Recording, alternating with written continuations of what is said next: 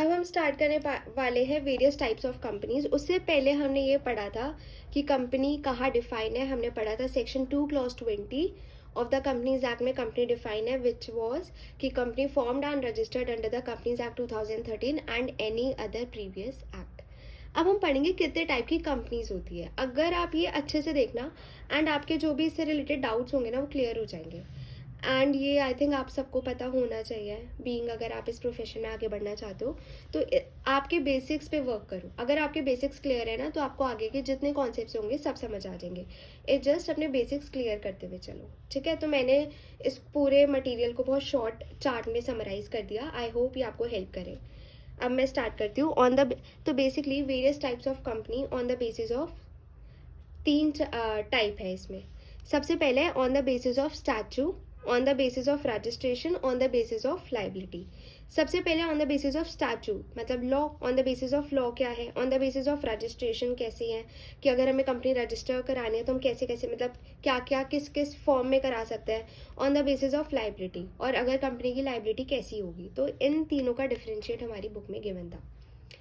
Now on the basis of statue सबसे पहले company होती है चार्टर्ड कंपनी। ये कौन सी कंपनी होती है? Chartered company. ये वो कंपनी होती है जो कि incorporated and granted exclusive rights. ये अब तो नहीं चलती, ये जो ईस्ट इंडिया कंपनी आई थी है ना, ये उस टाइम को बेसिकली उस टाइम की कंपनी को हमने ईस्ट इंडिया कंपनी को चार्टर्ड कंपनी ही बोला था। क्यों? क्योंकि उसको कुछ दीवानी राइट्स मिले थे, एक्सक्लूसिव राइट्स मिले थे कि वही ट्रेड करेगी इंडिया में।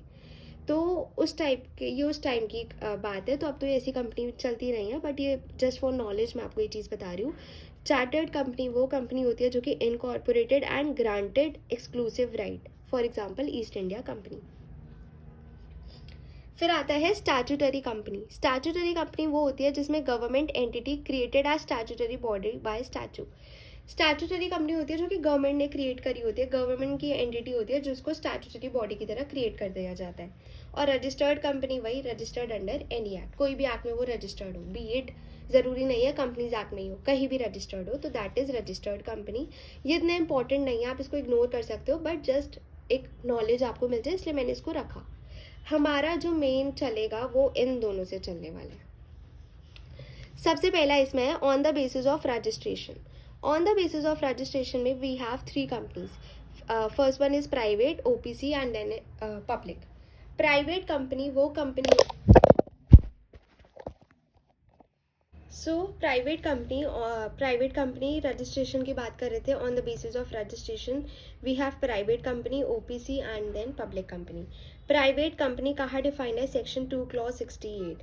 प्राइवेट कंपनी वो कंपनी होती है company which has a minimum paid up capital and it's article.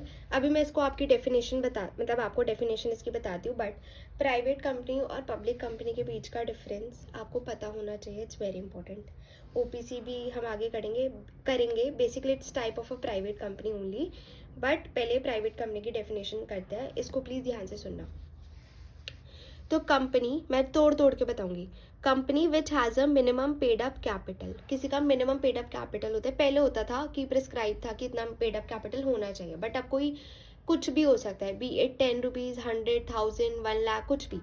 तो मिनिमम पेड अप कैपिटल होना चाहिए एंड इट्स आर्टिकल, और जो उसका आर्टिकल है उसके अंदर ये 3 क्लॉजेज होने चाहिए, ठीक है। पढ़ते हैं। पहला क्या है? रिस्ट्रिक्शन, रिस्ट्रिक्ट किया हुआ है, रोका हुआ है on the right to transfer its shares freely. ध्यान से सुनना, रिस्ट्रिक्ट करा गया है कि ऑन द राइट कि आप शेयर्स जो है एक इंसान के पास जितने शेयर्स है आप ट्रांसफर कर सकते हो, बट यहाँ पे क्या वर्ड लिखा है? फ्रीली। फ्रीली नहीं कर सकते। लाइक अगर आपको शेयर्स आज अपने बेचने हैं, ठीक है, तो आपको हो सकता है उनके क्लॉज में हो कि आपको परमिशन लेनी पड़ेगी एग्जिस्टिंग शेयर होल्डर से, या फिर आप पहले उन्हीं को ही वो करो, ऑफर करो कि आप मुझे शेयर्स ले लो। तो बेसिकली ये है कि आप फ्रीली नहीं कर सकते हो ट्रांसफर शेयर्स, बट फ्रीली नहीं कर सकते। सेकेंड आता है इसमें prohibits any invitation to public. जैसे पब्लिक कंपनी या लिस्टेड कंपनी क्या करती है? पब्लिक से पैसा ले सकती है, बट प्राइवेट कंपनी कभी भी इनवाइट नहीं कर सकती पब्लिक को टू सब्सक्राइब इट्स शेयर्स। वो अपने शेयर्स पब्लिक में नहीं दे सकती। तो ये तो प्रोहिबिट ही है, मतलब रोक दिया, कर ही नहीं सकती। यहाँ पे क्या है? फ्रीली नहीं हो सकता। फिर थर्ड पॉइंट क्या है? Limit the number of its members to 200। एक प्राइवेट कंपनी में 200 से ज़्यादा मेंबर्स हो ही नहीं सकते, मैक्सिमम है ये 200। अगर आप उसको उससे ज़्यादा बढ़ाना है तो आप कन्वर्ट हो जाओ पब्लिक में या फिर किसी और कंपनी में, बट आप इसमें तो नहीं हो सकते। वापस पढ़ते हैं, प्राइवेट कंपनी की डेफिनेशन है सेक्शन 2 क्लॉज 68 में, जो कि बोलता है company which has a minimum paid up capital, company जिसका मिनिमम पेड अप कैपिटल उसके आर्टिकल में हो, एंड उसका आर्टिकल ये 3 चीज़ें बोलता है, क्या रिस्ट्रिक्ट करता है on the right to transfer its shares freely, prohibit any invitation to public, limit the number of its members to 200। Okay, then आता है पब्लिक कंपनी। ये सिर्फ इसमें इतनी सी डेफिनेशन लिखी हुई है लॉ में, company which is not a private company, जो कंपनी प्राइवेट नहीं है वो पब्लिक कंपनी है।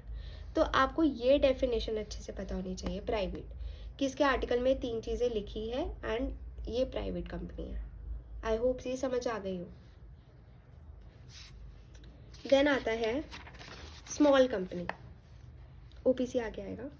स्मॉल कंपनी कौन सी कंपनी होती है? 2 क्लॉज 85 में डिफाइन है, which is company other than a public company. Small company का मतलब होता है पब्लिक कंपनी नहीं, तो बेसिकली प्राइवेट हो गई। कंपनी जो कि पब्लिक कंपनी नहीं है, जिसका paid up capital does not exceed, जिसका कंपनी का paid up capital 4 CR and higher amount 10 CR हो सकता है। बेसिकली अभी ये है कि 4 CR से ऊपर नहीं होता जिसका पेड अप कैपिटल, और turnover as per profit loss account के अगर हम ऑडिटेड उनको देखेंगे लास्ट ईयर के, तो उनका 40 CR से ऊपर का नहीं होना चाहिए। तो बेसिकली स्मॉल कंपनी वही कंपनी होती है, एंड याद रखना इन दोनों के बीच में एंड है। तो small company is a company जिसका paid up capital does not exceed 4 CR and turnover does not exceed 40 CR, provided nothing in this clause shall apply to. अब ये बोल रहा है कि ये जो क्लॉज है इसमें, मतलब ये जो लिखा हुआ है इस पे अप्लाई नहीं करेगा। होल्डिंग और subsidiary company registered under section 8 को हम स्मॉल कंपनी नहीं बोलेंगे, company govern by special act उसको भी स्मॉल नहीं बोलेंगे, और होल्डिंग और सब्सिडरी को भी स्मॉल नहीं बोलेंगे। लाइक अगर किसी होल्डिंग की सब्सिडरी है तो क्या हम उसको स्मॉल कंपनी बोलेंगे? नहीं, वो सब्सिडरी ही होगी। देन आता है small company shall private company limited, ठीक है। Small company shall be private company, small company private ही होगी, हमने पढ़ लिया पब्लिक नहीं है तो प्राइवेट ही होगी, बट लिमिट है उसमें कि मेंबर्स की कितनी होनी चाहिए? 200, उससे ऊपर नहीं होनी चाहिए। अभी हमने पढ़ाई थी कि प्राइवेट में मैक्सिमम लिमिट क्या होती है मेंबर्स की? 200। देन आता है कॉमन ऑब्लिगेशंस फॉर कंपनीज। ये कुछ कॉमन ऑब्लिगेशंस है जो कि हर कंपनी को फॉलो करने ही करने हैं, ठीक है। सबसे पहला है रिसीप्ट ऑफ MBP1। MBP1 किस चीज़ का होता है? Appointment of director disclosing interest, कि जब भी एक डायरेक्टर अपॉइंट होता है तो उसका इंटरेस्ट कहाँ कहाँ है, बेसिकली वो किस किस और कंपनीज में डायरेक्टर है, वो सब अपने वो MBP1 में बताता है कि मैं यहाँ डायरेक्टर हूँ, इन कंपनीज में डायरेक्टर हूँ, ये हूँ। तो बेसिकली अपॉइंटमेंट ऑफ डायरेक्टर के टाइम वो अपना इंटरेस्ट शो करता है, तो दैट इज MBP1। देन आता है DIR 8, submit by director to board. DIR 8 क्या होता है? DIR 8 होता है कि डायरेक्टर बोर्ड को देता है about DIR held in, basically वो क्या करता है कि DIR 8 is for director submit करता है बोर्ड ऑफ डायरेक्टर्स को अबाउट अपनी डायरेक्टरशिप के बारे में, और 3 सालों में कितनी डायरेक्टरशिप उसने हेल्ड करी। तो ये दोनों फॉर्म सबको सेम लगता है बट सेम नहीं होता, उसमें वो अपना ऊपर वाले में इंटरेस्ट शो करता है, इसमें वो अपना बताता ही है पास्ट इन्फॉर्मेशन जॉब्स के बारे में। देन आता है थर्ड पॉइंट है बोर्ड मीटिंग। ये तो सबको पता है 4 बोर्ड मीटिंग होनी चाहिए ना कैलेंडर ईयर। यहाँ पे सबको लगता है फिनेंशियल ईयर होता है बट ये कैलेंडर ईयर में कि 4 board meetings in a calendar year. Then आता है hold AGM every year, hold करनी पड़ती है AGM एवरी ईयर, ठीक है। Adoption of financial accounts and board report, ये सब AGM में ही होता है। फाइनेंशियल अकाउंट्स अडॉप्ट करी जाते हैं, बोर्ड रिपोर्ट अडॉप्ट करी जाती है, अप्रूव होती है। अपॉइंटमेंट ऑफ ऑडिटर, सबके पास एक ऑडिटर होना चाहिए, इसके लिए फॉर्म होता है ADT 1। देन आता है स्टैट्यूटरी रजिस्टर्स मेंटेन करने पड़ते हैं, ये हम सब आगे देखेंगे।